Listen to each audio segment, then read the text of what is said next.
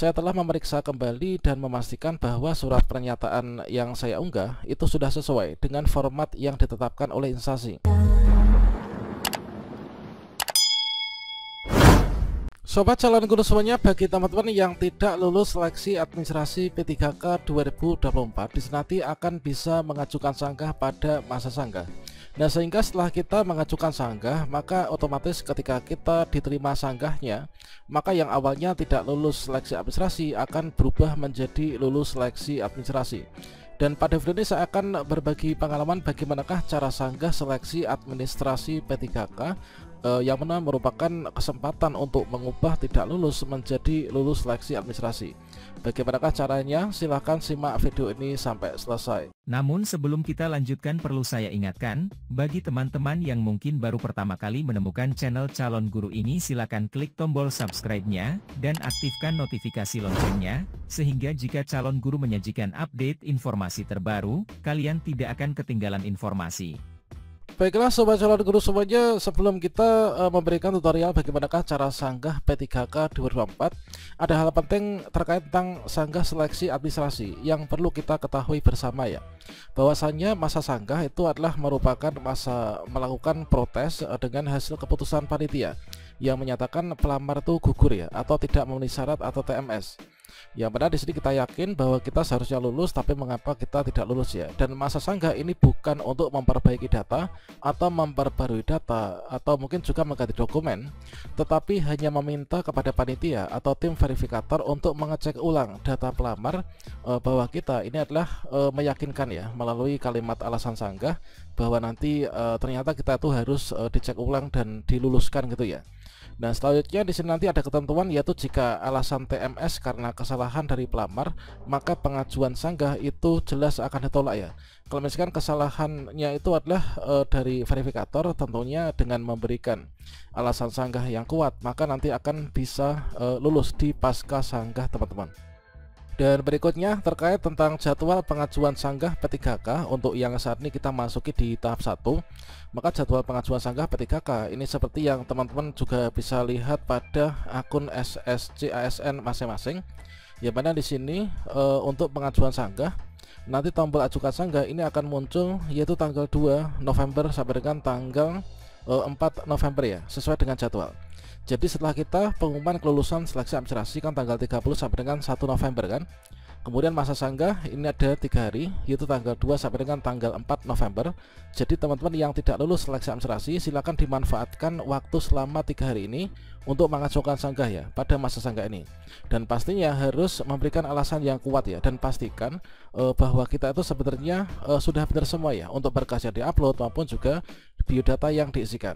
Setelah teman-teman memastikan bahwa kita seharusnya lulus namun kita nggak lulus karena mungkin kesalahan sistem maupun juga dari verifikator, maka teman-teman berhak nih untuk mengajukan sanggah dan semoga nanti sanggahnya bisa diterima. Dan selanjutnya untuk cara sanggah seleksi administrasi P3K 2024 itu kira-kira adalah seperti ini.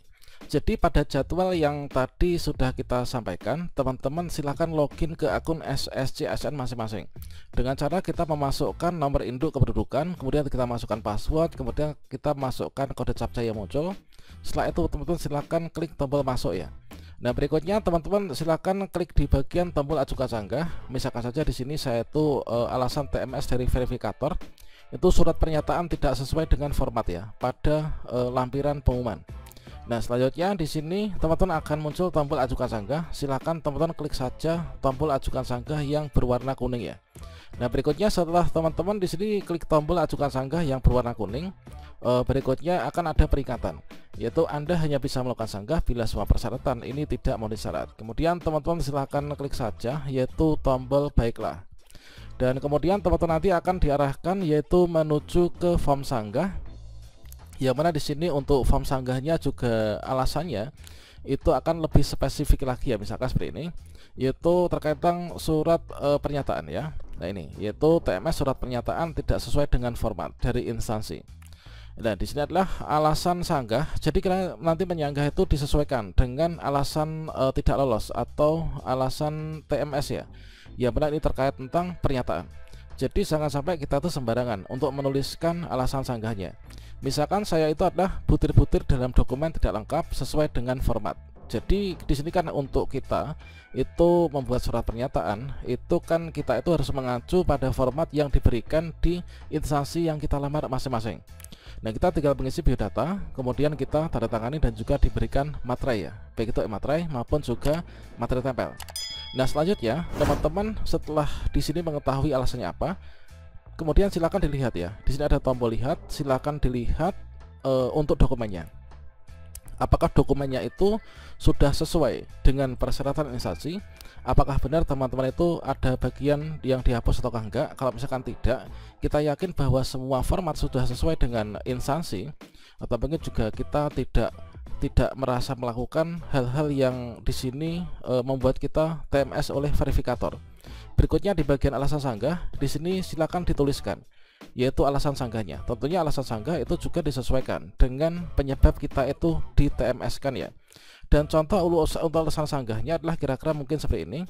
Misalkan saja di sini kan saya itu tidak lulusnya itu di bagian surat pernyataan tidak sesuai dengan format. Maka di sini teman bisa mengadopsi ya, disesuaikan dengan kondisi masing-masing. Misalkan itu saya sudah memastikan. Nah, di sini perlu kita ketahui bahwa untuk menuliskan alasan sanggah di sini kita tidak perlu yaitu membuat yang terlalu banyak atau mungkin juga bertele-tele ya. Jadi kita buat saja yang simple, yang jelas untuk pesannya itu tersampaikan ya, sesuai dengan alasan kita itu TMS. Mungkin di beberapa instansi diberikan petunjuk, yaitu teman-teman itu bisa membuat link drive untuk melampirkan bukti tambahan. Mungkin ini bisa kalian coba juga ya, kalian buat link drive kemudian dimasukkan ke sini. Kemudian di sini nggak ada nih untuk tombol unggah ulang berkas ya. Karena apa? Untuk sanggah itu kita nggak bisa untuk mengganti biodata maupun juga untuk mengganti berkas, upload ulang itu nggak bisa ya. Nah, kita hanya bisa memberikan alasan sanggah. Misalkan saya sudah memastikan kembali bahwa surat pernyataan yang diunggah sesuai dengan format dan ketentuan dari instansi serta tidak ada butir-butir dalam surat pernyataan. Ini adalah yang saya hapus ya. Oke, di sini saya sudah memastikan kembali bahwa surat pernyataan yang diunggah sesuai dengan format dan ketentuan dari instansi serta butir-butir dalam surat pernyataan itu sudah lengkap. Mohon diperiksa kembali, terima kasih. Nah, kalau saya itu mengajukan sanggah cukup simpel seperti ini, yang jelas ini adalah jelas, padat, dan juga tidak terlalu bertele-tele. Kemudian contoh kedua misalkan terkait tentang hal ini, saya telah memeriksa kembali dan memastikan bahwa surat pernyataan yang saya unggah itu sudah sesuai dengan format yang ditetapkan oleh instansi. Tidak ada penambahan atau pengurangan kalimat dalam dokumen tersebut. Saya mohon kesediaannya untuk melakukan pengecekan kembali. Terima kasih atas perhatian dan kerjasamanya. Nah, ini adalah sebagai contohnya. Nah, setelah teman-teman menuliskan alasan sanggah, ini jangan lupa di bagian bawah ini kan ada tulisan yaitu akhiri proses sanggah. Nah, supaya sanggahnya teman-teman ini nanti bisa masuk ke meja verifikator, maka setelah menuliskan yaitu alasan sanggahnya disesuaikan dengan kondisi masing-masing, silakan di sini checklist ya. Silakan di checklist, kemudian di sini klik tombol akhiri proses sanggah. Kalau misalkan kalian lupa nggak klik akhiri proses sanggah, ya otomatis sanggah teman-teman nanti nggak akan diterima oleh verifikator. Nah, setelah kalian klik, maka nanti akan ada peringatan.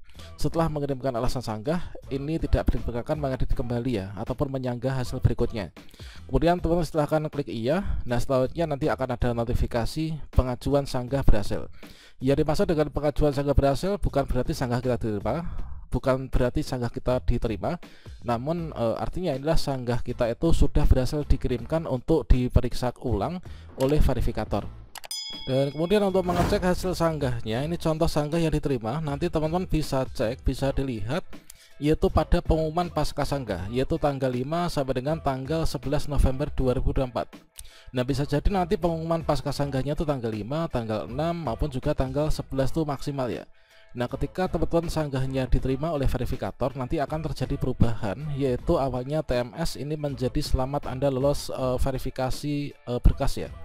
Kemudian berikutnya nanti teman-teman bersiap untuk mencetak kartu ujian. Nanti adalah sekitar di sini tanggal 26 November sampai dengan tanggal 1 Desember. Setelah itu bersiap untuk mengikuti ujian ya, yaitu seleksi kompetensi P3K. Dan contoh untuk sanggah yang ditolak itu kira-kira adalah yang seperti ini.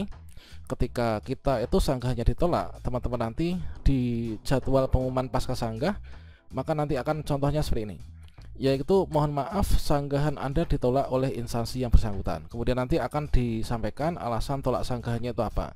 Mungkin karena memang pada dasarnya berkas yang kita unggah salah, surat pernyataannya atau mungkin surat apanya itu nggak sama, ya otomatis di sini ditolak ya. Mengajukan sanggah pun kita ditolak. Misalkan ijazah yang diminta asli ternyata yang kita upload adalah fotokopian, itu tentunya juga akan ditolak seperti ini contohnya. Demikian, salam sukses untuk kita semuanya. Wassalamualaikum warahmatullahi wabarakatuh.